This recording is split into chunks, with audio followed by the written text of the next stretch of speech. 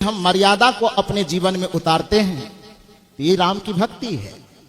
यदि हम श्री कृष्ण के जीवन से प्रेम को अपने जीवन में उतारते हैं तो ये श्री कृष्ण की भक्ति है।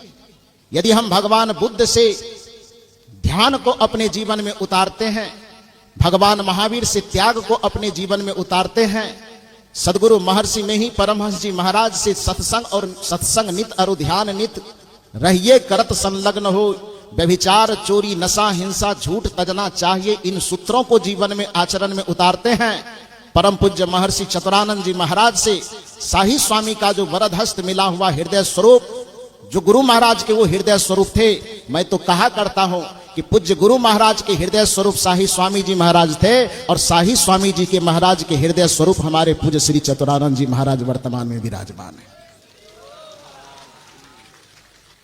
ये चीज मैं अतिशयोक्ति के लिए अनायास ही नहीं कह रहा हूं, क्योंकि हृदय की विशालता की पहचान यह होती है। हमको आप देख रहे हैं, जितना लाल वेशधारी है उनके बीच में एक सफेद में नजर आ रहा।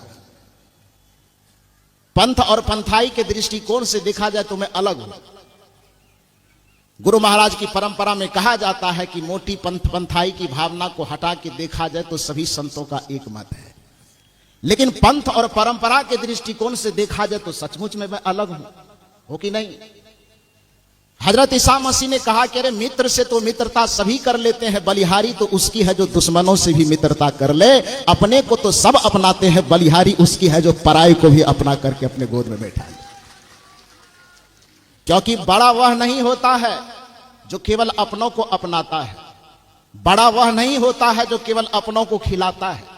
राजनीति जगत के मूर्धन्य विद्वान भारत देश के पूर्व प्रधानमंत्री अटल बिहारी वाजपेयी का एक कथन है कि टूटी हुई रीढ़ से कोई खड़ा नहीं होता, टूटी हुई रीढ़ से कोई खड़ा नहीं होता, और छोटा सोच रख करके कोई बड़ा नहीं होता, छोटा सोच रख करके कोई बड़ा नहीं होता। पूज्य महर्षि चतुरानंद जी महाराज के व्यक्तित्व को जब नजदीक से मुझे देखने का मौका मिला, लगभग 10 कार्यक्रम में हम साथ हो चुके हैं। अखिल भारतीय हो, जिलाधिवेशन हो, चाहे भागलपुर जिला हो, सहरसा हो, अररिया हो, पूर्णिया हो, पूज्य स्वामी जी मुझे उस मंच पर आने का आमंत्रण दिलवाते हैं लोगों से, और जब मैं जाता हूं इनसे जो स्नेह मिलता है, ये लाल कपड़े पहने इसलिए संत नहीं है, ये दाढ़ी बढ़ाए हुए इसलिए संत नहीं है, सब इनको गुरु महाराज कहते हैं इसलिए संत नहीं। मैं इसका प्रमाण देता हूं कि जब इनके हृदय को मैं तराशता हूं, इनके हृदय में वात्सल्य देखता हूं, इनके हृदय में स्नेह देखता हूं, तो सचमुच में मुझे लगता है कि गुरु महाराज मौज में आकर के शाही स्वामी जी महाराज को कहे होंगे कि तुम मेरा हृदय हो, और शाही स्वामी जी महाराज ने जो चयन किया वह अपने हृदय को महर्षि में चतुरानंद जी महाराज के रूप में चयन किया। सचमुच में ये उनके हृदय है। और इसलिए सुबह के सत्र में मैंने आपसे कहा कि पूज्य आचार्य श्री अपने गुरु परंपरा के आचरण का अनुकरण कर रहा है। व्यवहारिक अर्थ में आप भी भक्ति करना चाहते हैं तो आप भी जो गुरुजन जिनको देख रहे हैं, जिन महापुरुषों से विचारों को सुन रहे हैं, उसके आचरण का अनुकरण कीजिए। महाभारत में यही कहा गया है कि भक्ति केवल दिया दिखाना, अगरबत्ती दिखाना, पान प्रसाद चढ़ाना नहीं होता है, बल्कि भक्ति का व्यवहारिक अर्थ है अपने पूज्य पुरुषों के आचरण का अनुकरण करना। चूंकि कहा गया महाभारत में कि तर्को प्रतिष्ठा श्रुत्यो विभिन्ना नैको मुनिर्यस्य मतम न भिन्नम धर्मस्य तत्वम निहितम गुहायां महाजनो येन गतः स पंथः, कि तर्क पर कसा हुआ, जितने शास्त्र पढ़ेंगे सब तर्क पर कसा हुआ है।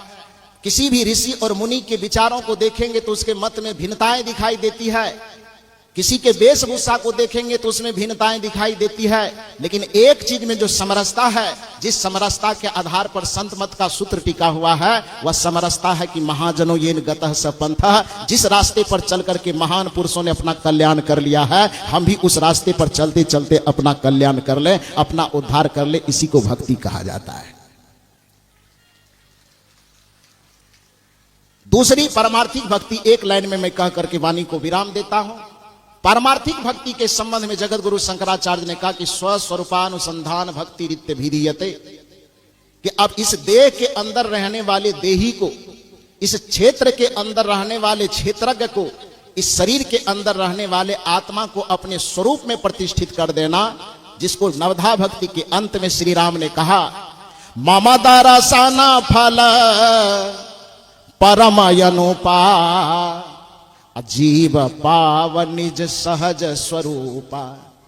श्री राम जी कहते कि भक्ति की अंतिम पराकाष्ठा, भक्ति की अंतिम परिणति इसी बात में है कि मम दर्शन फल परम अनुपा। मेरा दर्शन कोई फल नहीं है, मेरा दर्शन कोई भक्ति का परिणाम नहीं है, बल्कि मेरे दर्शन के बाद भी भक्ति का परिणाम बाकी रह जाता है। वह कौन सा परिणाम?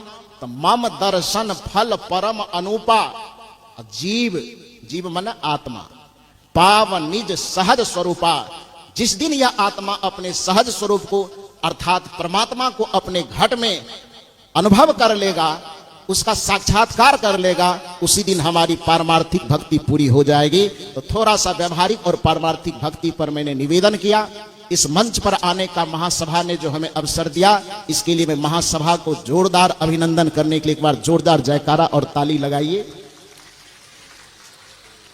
महासभा के सभी पदाधिकारियों को सत सत नमन करते हुए, मंचासीन समस्त साधु चरणों में सादर नमन करते हुए, पूज्य आचार्य महर्षि चतुरानंद जी महाराज की स्वस्थ एवं दीर्घायु जीवन की शुभकामना सदगुरु से प्रार्थना करते हुए पुनः एक बार मैं कहूंगा, सुबह में भी मैंने कहा था कि यह हम लोगों के लिए दोहरा लाभ का चीज है। एक तो हमें ज्ञान गंगा में गोता लगाने का मौका मिल रहा है, दूसरा पूज्य आचार्य श्री की पावन जन्मभूमि होने के कारण ये हम तमाम भक्तों के लिए पावन तीर्थ स्थली है।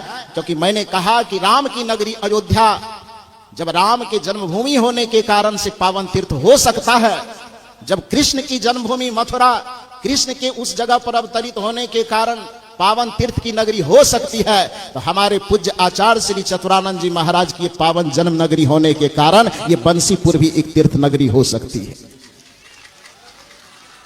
इस तीर्थ नगरी में आकर के हम लोग अपने तन मन को निमज्जित कर रहे हैं, इसका दोहरा लाभ हमें मिलेगा और जीवन निर्विकार होकर के भक्ति और मुक्ति को प्राप्त करेगा। बस इतना ही कह करके सबों के चरणों में कोटि कोटि नमन करते हुए अपनी वाणी को मैं विराम देता हूं। बंसीपुर की अपवित्र धरती भी